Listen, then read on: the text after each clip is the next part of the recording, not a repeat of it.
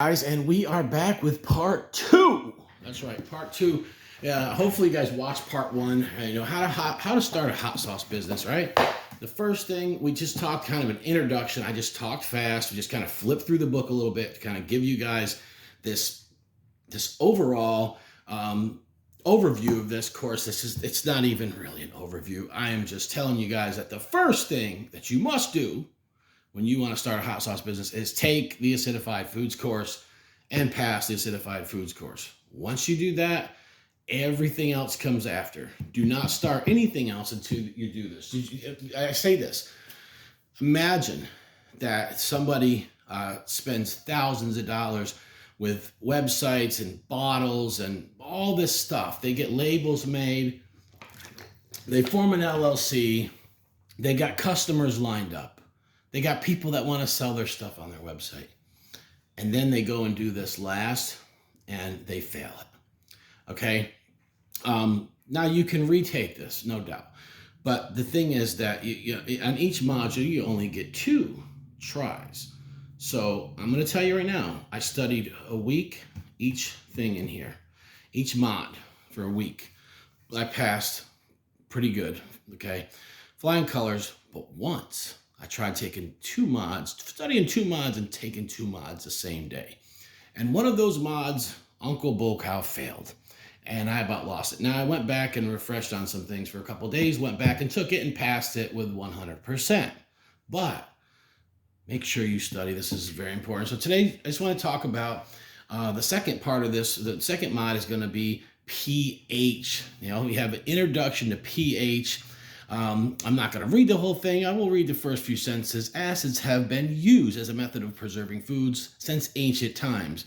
While some foods, such as lemons and most tomatoes, are naturally high in acid, others can be fermented by the growth of acid-producing organisms. So that would be your lactobacillus, right? A lot of us know about sauerkrauts and kimchi, fermented hot sauces.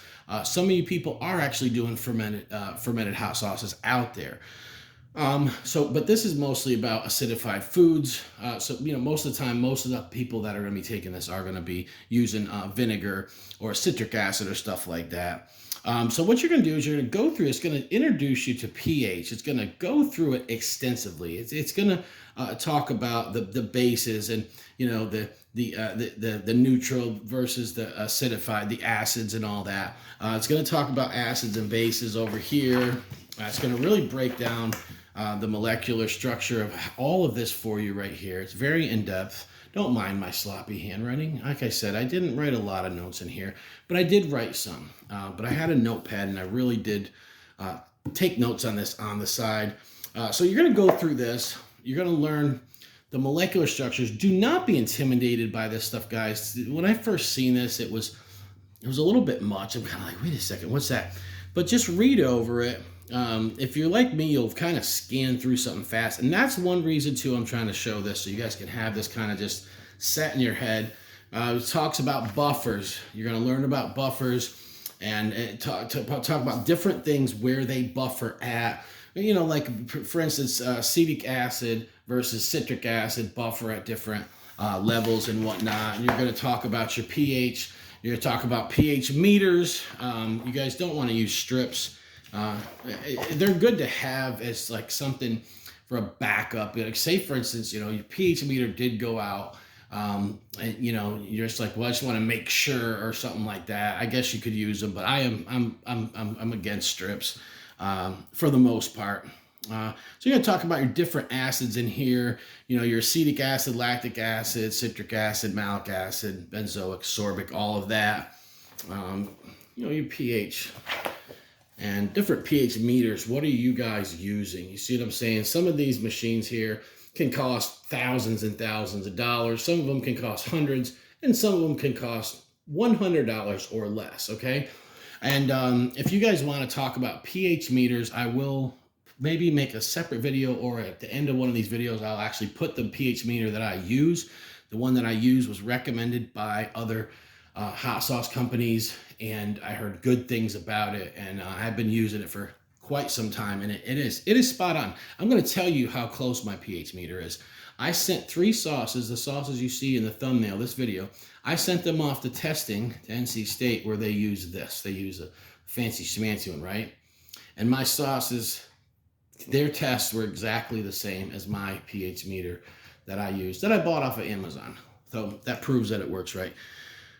So yeah, the podiotentric method is, that's how you're measuring it.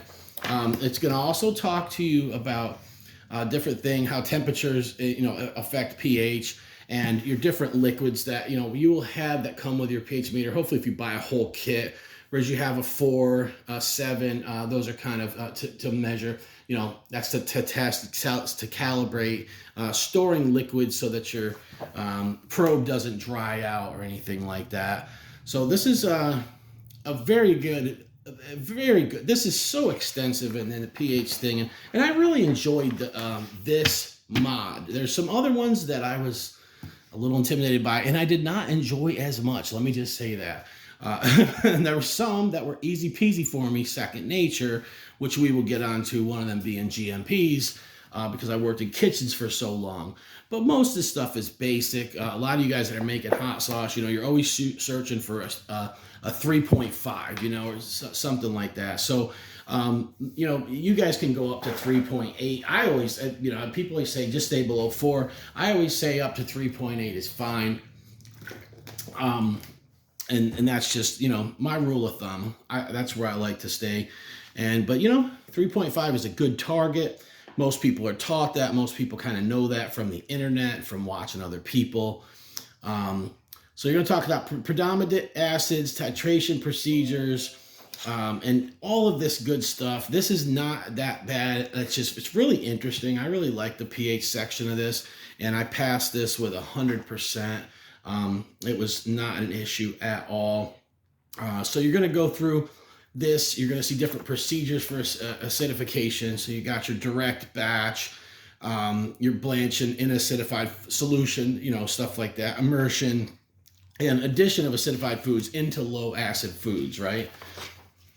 So we will get on to the next mod in this real soon. But I just wanted to come in here and talk about pH just a little bit. I just want to show you guys kind of like what the book looks like. Most of you know about pH a little bit already.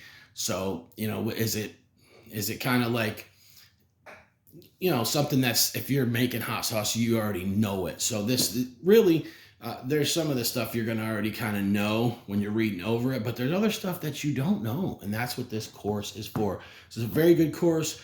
NC State University, this is what you're going to take. I'm not going to teach you this. That's not my job, and this is their thing. But I just want to show you guys this. How to start a hot sauce company is going to start with this book right here. This is numero uno. Don't do anything else first. If you want to, if you got somebody building a website for you, or if you're got some things in the works, you see a deal on some bottles, right? You're like, I'm going to buy these. Fine, go ahead. You can do that. But I'm telling you, keep your minds on this first. Like I said, God forbid somebody fail this, and you don't want to get tripped up. You don't want to sit there and put that pressure on yourself either. Like, I got this much hot sauce, I'm doing this. And here's the thing. You cannot legally make hot sauce until you pass this, okay? You have to pass an inspection. There's other things you need to do. But this right here is number one, okay? Then we'll talk about the other stuff. Sending your sauce away for testing, getting your nutrition panels, and all of that good stuff, okay? So we're going to go over this a little bit more in the future. I want you guys to stay tuned. Uncle Bocow, I love you. What?